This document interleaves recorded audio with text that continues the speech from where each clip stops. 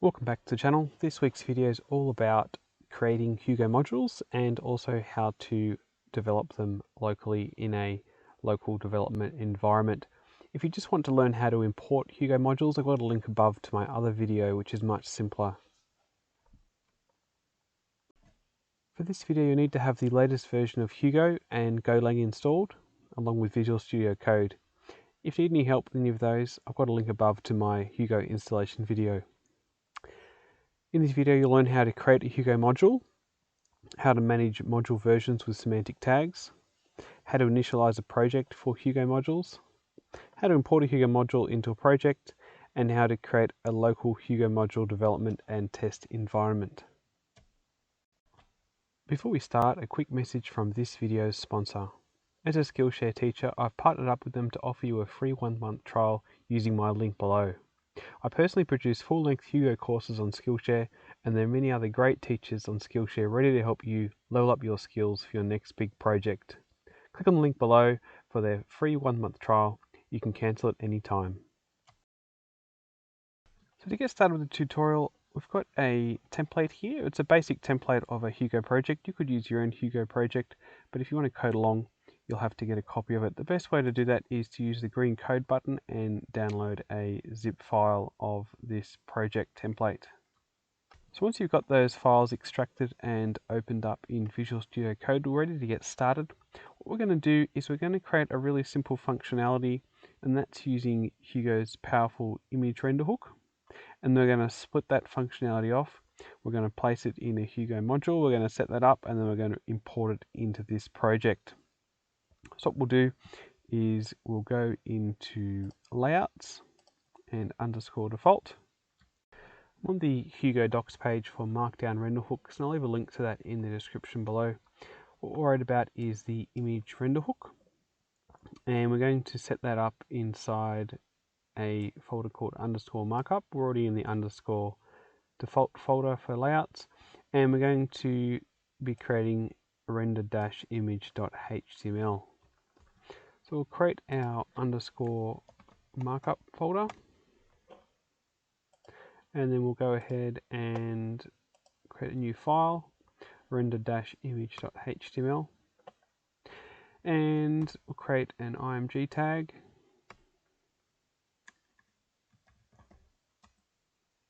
and we're going to get really simple. We'll use source, and we're going to add class, and we'll use alt and title. So heading down, we've got the context for render link and render image. So we're not too worried about page, but we'll copy the rest into our project. So we'll paste those in. And for source, we're going to use .destination. So all of these headings have actually got dots before them. So use .destination. And then for alt, we're going to use .plaintext. We don't want any HTML rendering. If you use .text, you'll have HTML rendering in there. So we use .plaintext for our alt.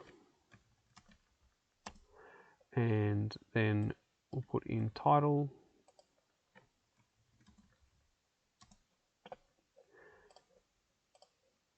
And for class, we're just going to set up a basic class there of img-fluid because we've already got Bootstrap installed in this project.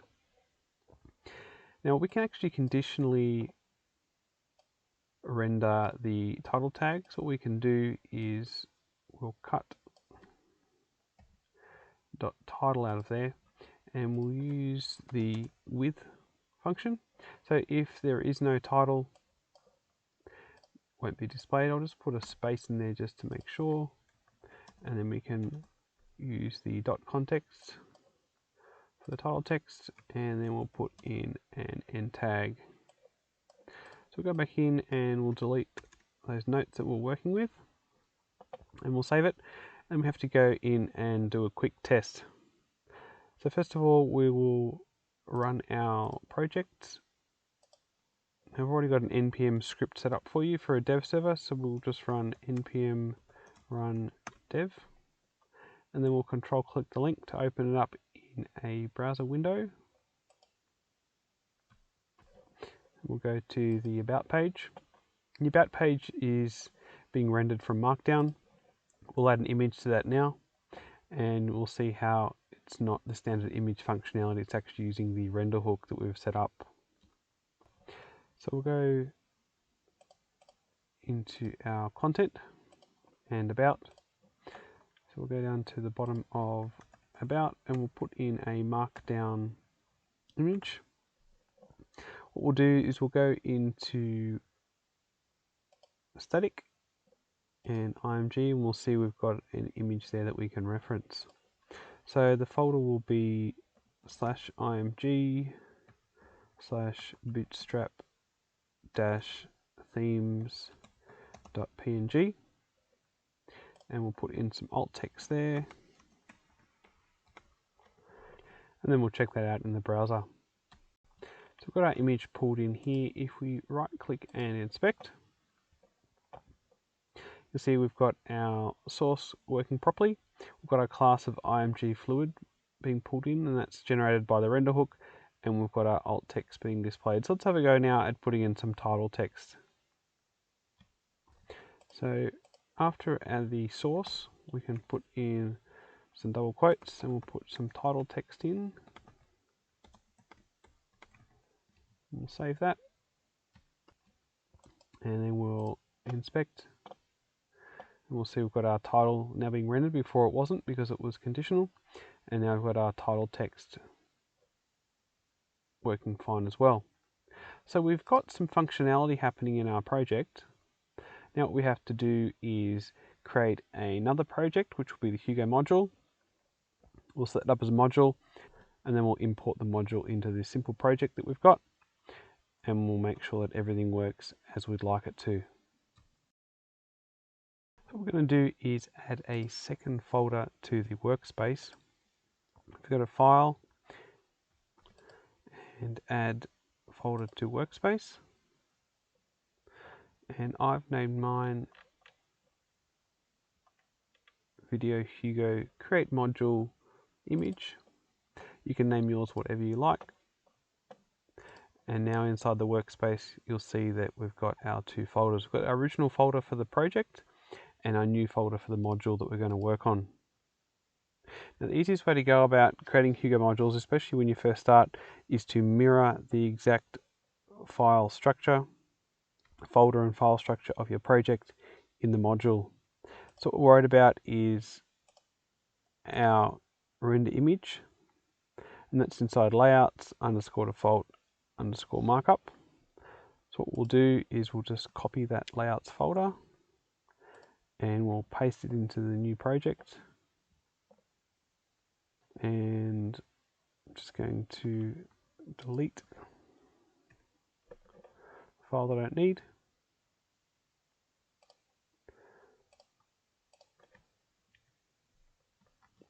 And now we're left with just that render image file. We've got our correct hierarchy. We'll then create a config.yaml in the root of the folder, and we can go at creating some settings for our module. So I'm on the Hugo docs page for configuring modules, and I'll leave a link to this in the description below. Scroll down to the Hugo version section. We can actually set up the minimum and maximum Hugo versions that are supported by the module, and also if extended version of Hugo is required or not. So we'll highlight that and copy it, and we'll paste that in. I'm not so worried about the max version. We don't need extended, but for min version, for example, we could put in 0.100.0. We'll save that. So now we need to initialize this module as a Hugo module. So what we'll do is we'll right click on the folder for the module, and we'll open it in the terminal, and then we'll run the command hugo mod init, and we have to provide the URL to the Git repository that we're about to set up. So that will be github.com/future-wd/video-create-module image. And that's the address to the actual module that you're going to be creating and you're going to be importing into your projects. So that's done. Now we have to initialize it as a Git repository. So we use git init. And the easiest way to publish is actually using GitHub Desktop. So from inside GitHub Desktop, we'll go to File and we'll add a local repository. And then we're going to find it.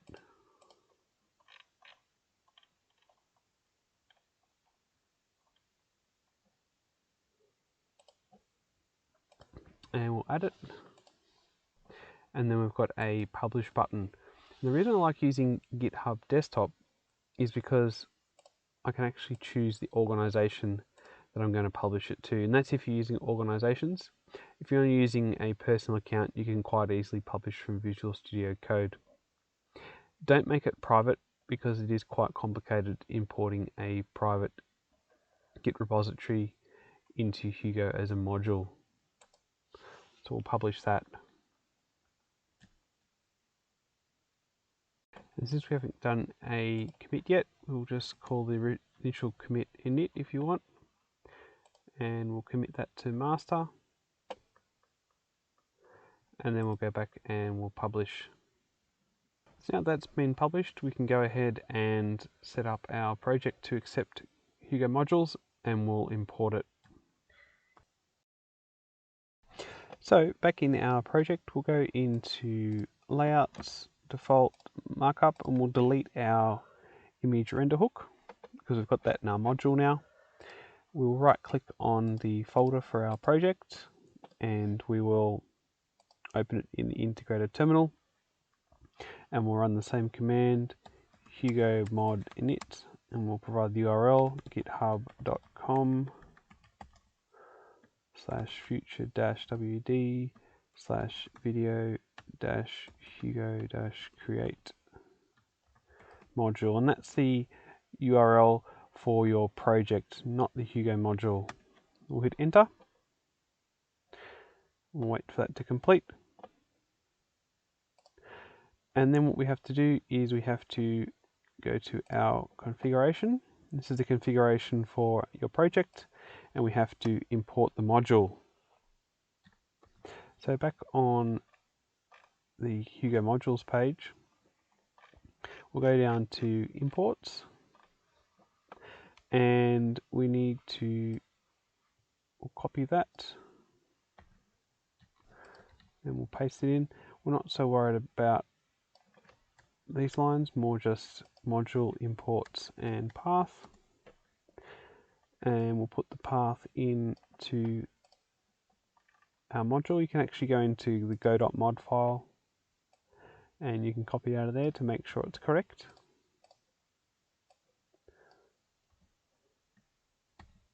We'll save that. Make sure you're in the correct terminal. This is terminal for your project.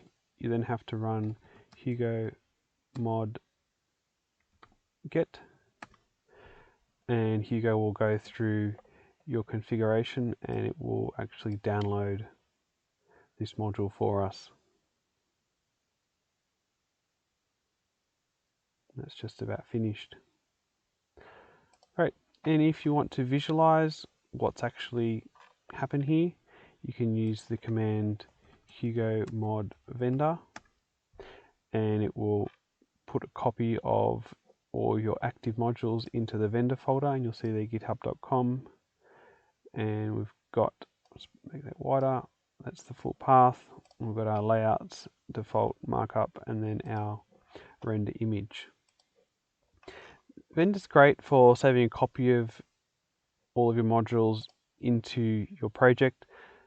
That way you can commit it to Git and you've got a hard copy of everything there. You don't have to re-download your modules again after you open up your project on a new computer. However, for now, I'm just going to delete that folder.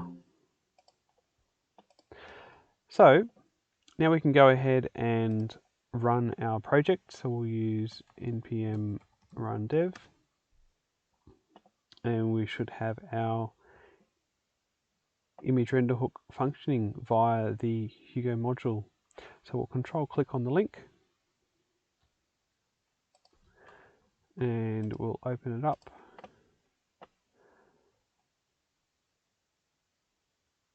And we've still got our render hook functioning there, and that's via the Hugo module rather than the original project.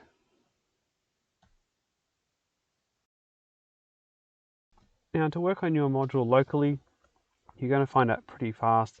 It's quite annoying to have to commit to Git and then update your module every time you make a change to your module. Now, there is an option here of replacements. We've got the description down here. Replacements tells Hugo, rather than getting the module from GitHub, it'll actually use a local version of it. Now, it is quite complex because it is relative to the theme folder. So what we'll do is we'll set that up, but instead of setting it up in the current config file, we're going to make a separate config file for development, so that if you accidentally commit this to Git, it won't affect your project running in production. So under module, we then have to put in replacements. So what we'll do is we'll create a config folder, and then we'll create an underscore default. So we'll move the config.yaml into the underscore default. That will function just as it has been already. Now what we'll do inside config, we'll make a new folder called development. And this will be configuration overrides when we're in the development environment, which you'll see is actually what happens when you run the Hugo server. It runs the development environment for you by default. So we'll create a new config.yaml, and then we'll put in the top level module config, and then we'll put in replacements. And here is the syntax that we have to use. It's comma separated, but we're only going to put in one configuration item for now. So we'll copy that, then we'll paste in that example. What we're going to be doing is we're going to be replacing this URL. So we'll copy that out of the standard config, and we'll paste it into the development config. So we're going to start in the theme folder, and then from the theme folder we'll go up one level to the project folder, and then we'll go up one level again to the folder above the project, and from there we can copy and paste in the local folder. So we'll save that. We'll do Control C to stop the server, and then we'll run it again. And Hugo will tell us where it's looking for changes, and you see watching for changes in, and it's now looking inside the actual module folder as well as the project folder. So you can go ahead and jump into your module folder. We're going to render image, and then say for example we'll add another class of custom class. We'll save that. You'll see Hugo's just done a reload, and then we'll check it out in the browser. So we'll right click on the image and inspect, and you'll see we've now got custom class coming through from our module, and that's without actually creating a git commit and updating the module. Then once you've finished making your changes, we have to commit to Git and then pull in the updates. What we'll do is we'll go through and we'll go into our module, and we've got our changes here. We'll create a commit. So we'll add a custom class, Control Enter to commit, and then we'll sync those changes up with GitHub. Now ideally you'll create version tags each time you do this. It does work if you don't, but I highly recommend you do create version tags. Then what we'll do is we'll go into the project and we'll update Hugo modules. What we'll do is we'll run Hugo mod get-u, and that will update all your modules.